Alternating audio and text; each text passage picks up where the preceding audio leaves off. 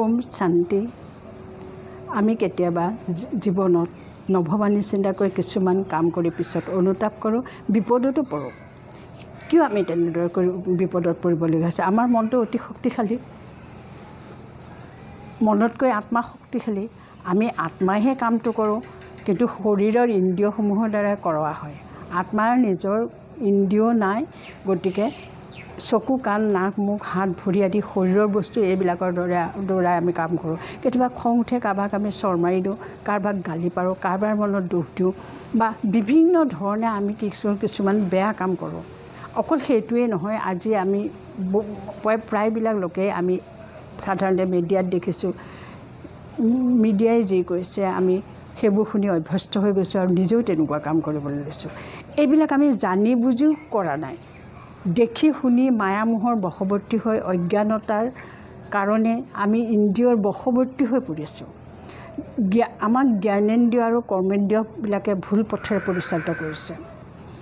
দুৰ্বল মন, আমাৰ মন দুৰ্বল হৈ গৈছে আৰু দুৰ্বল মনে দুৰ্বল সিদ্ধান্ত লৈছে, আৰু সেই সিদ্ধান্ত লৈ লগে লগে মনে কাম কৰি ফুৰিছে। তাৰমানে আমি এতিয়া বৰ্তমান যিখিনি কাম কৰিছোঁ সেইখিনি আমাৰ মনেহে কৰাইছে, মনে কৰিছে, ইন্দ্ৰিয়ই কৰাইছে।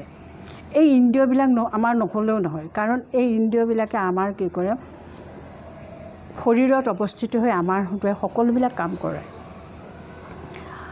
আমাৰ সম্বন্ধ জোৰা লগাই ইন্দ্ৰিয়ই।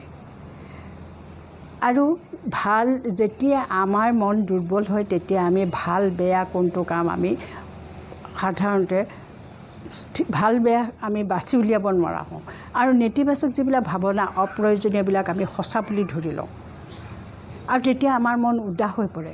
যেতিয়া আমি ভাল কাম কৰোঁ তেতিয়া আমাৰ চেহেৰা উজ্জ্বল হৈ আমি হৰ্ষিমুখী কৰোঁ। বেয়া কামে আমাৰ মন উদাস কৰে। মন উদাস হ'লে বাহ্যিক চেহেৰা তাত প্ৰতিফলিত হৈ ধৰা পৰে। আমি যেতিয়া ইন্দ্ৰিয়ৰ দাস হওঁ, সিয়ে আমাৰ মন উদাস কৰে। কিন্তু আমি ইন্দ্ৰিয়ৰ দাস নহয়, আমি নিজকে যদি এজন নাৱৰীয়া হিচাপে কল্পনা কৰোঁ, সেই নাৱৰীয়াজন কিমান শক্তিশালী মনৰ, কিমান সাহসী। নাৱৰীয়াজনে কি কৰে, নদীৰ ঢৌত বিভিন্ন বেয়া ভাল বস্তু উটি আহে, আৰু নদীৰ প্ৰবাল সোঁতকো নেওচি নাৱৰীয়াই কি কৰে, নিজে নদী পাৰ হোৱাৰ উপৰিও আনকো নদী পাৰ কৰায়। আমাৰ জীৱনখন এখন নদীৰ দৰে প্ৰবাহমান। আমি জীৱনত কাম কৰিয়ে গৈছোঁ, আমাৰ জীৱনলৈ নদীৰ সোঁতৰ আৱৰ্জনাৰ দৰে ভাল বেয়া বিভিন্ন ধৰণৰ আমাৰ কৰ্ম আমি কৰি আছোঁ। সেইবিলাক আমাৰ আৱৰ্জনা কিছুমান আছে, ভাল বস্তু আছে আমাৰ মনত। আমি ইচ্ছা কৰিলে নিজৰ লগতে আনকো নদী পাৰ কৰিব পাৰোঁ। তাৰমানে জীৱনৰ বিপৰ্যয়বিলাকক আমি হেলা ৰঙে পাৰ হোৱাৰ, জয় কৰাৰ উপৰিও আনকো সেইবিলাক হেলা ৰঙে পাৰ কৰিব পাৰোঁ, যদিহে আমাৰ বুদ্ধি সবল হয়। আমাৰ যেতিয়া বুদ্ধি ভ্ৰষ্ট হয়, বুদ্ধিয়ে যেতিয়া কাম নকৰে, তেতিয়া আমি কি কৰোঁ, নিজৰ বুদ্ধিৰে এখন জাল তৈয়াৰ কৰোঁ। যেনেকৈ জালত মাছ সোমালে মাছখিনি ওলাই যাব নোৱাৰে, তেনেদৰে আমাক ইন্দ্ৰিয়ই উৎসাহ দিয়ে যে তুমি এইখিনি কাম কৰিবা, এইটো তোমাৰ কাৰণে ভাল।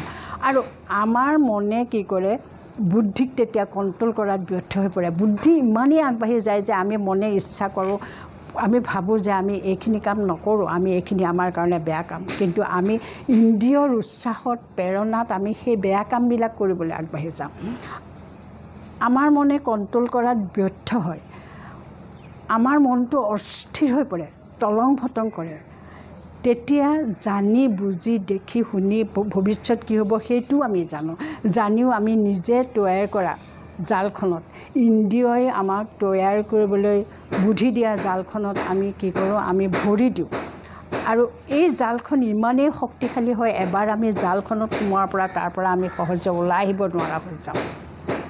যেনেকৈ মকৰাই নিজৰ কাৰণে জাল বনায় আৰু তাত ফচি যায়, তাৰপিছত তাতে মকৰাটো মৰি যায়, সেইদৰে আমাৰ মনৰ ভাৱনাৰ জালখনত আমি মনে যিখিনি ভাবোঁ জালখন নিজে তৈয়াৰ কৰি লওঁ, জালখনত আমি নিজে ফচি যাওঁ। আমাৰ দেহ বা কৰ্মেন্দ্ৰিয়ই আমাক বিপথে পৰিচালিত কৰে। প্ৰব্লেমবিলাক আমাৰ জীৱনলৈ যিমানবিলাক আহে, আমি ইন্দ্ৰিয়ৰ পৰা আহে। কাৰণ আমি জানো আমি মন ইন্দ্ৰিয়ৰ ওপৰত ৰজা, মন অতি শক্তিশালী, আমাৰ আত্মাটো আমি অতি শক্তিশালী। আত্মাই মনক কণ্ট্ৰল কৰে, মনে বুদ্ধিক কণ্ট্ৰল কৰে, বুদ্ধিয়ে সংস্কাৰবিলাকৰ জন্ম দিয়ে। মন, বুদ্ধি আৰু সংস্কাৰ হ'ল আত্মা ৰজা, আত্মাৰ মন্ত্ৰী পৰিষদ, আৰু সেইদৰে ইন্দ্ৰিয়সমূহ হ'ল প্ৰজা। গতিকে মন্ত্ৰী পৰিষদে প্ৰজাক কণ্ট্ৰল কৰিব পাৰিব লাগিব, কিন্তু আমি কণ্ট্ৰল কৰিব নোৱাৰা হৈ যাওঁ। এই কণ্ট্ৰল কৰিব নোৱাৰাৰ বাবেই আজি ইন্দ্ৰিয়ৰ জালত পৰি আমি কি কৰিছোঁ, আমি বিভিন্ন ধৰণৰ বেয়া বেয়া কাম কৰিবলৈ লৈছোঁ। আৰু সেইকাৰণেই আজি পৃথিৱীখনৰ ক্ৰাইম বা ষড়যন্ত্ৰসমূহ বেছি হৈ গৈছে, অপৰাধমূলক কাৰ্য বৃদ্ধি পাইছে। আমি ইন্দ্ৰিয়ৰ দাসী হৈ পৰিছোঁ। আমি ইন্দ্ৰিয়ক কণ্ট্ৰল কৰিবৰ কাৰণে আমাৰ মনটো উচ্চ কৰিব পাৰিব লাগিব। আমি মনটো কেনেকৈ উচ্চ কৰিম? তাৰ বাবে আমি নিজৰ মনক ধ্যান দিব লাগিব। ধ্যান মানে মনক আমি বিচাৰ কৰি চাব লাগিব। আমাৰ মনৰ ভিতৰখন আমি জুমি চাব লাগিব, আমাৰ মনৰ ভিতৰত কি সোমাই আছে। তাৰ পৰা আমি বেয়াবোৰ বাদ দিব লাগিব। কিন্তু মনৰ বেয়াবোৰ বাদ দিয়া ইমান সহজ নহয়। আমি সেইকাৰণে মনৰ ব্যায়াম কৰিব লাগিব, যি ব্যায়ামে আমাৰ মন শক্তিশালী কৰিব, শুদ্ধ কৰিব। যেনেকৈ আমি শৰীৰত ব্যায়াম কৰি আমি আমাৰ শৰীৰত হোৱা ৰোগবিলাক নিৰ্মূল কৰোঁ, তেনেকৈ মনৰ ব্যায়াম কৰি আমি মনৰ ভিতৰত হোৱা ৰোগবিলাক নিৰ্মূল কৰিব পাৰিব লাগিব।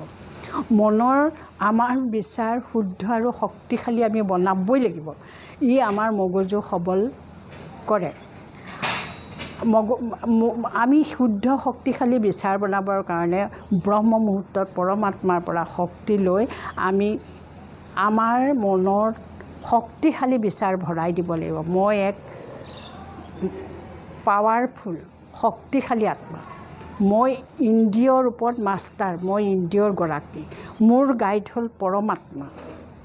তেখেতে মোক গাইড দিছে, তেখেতৰ মতে কাম কৰি আছোঁ।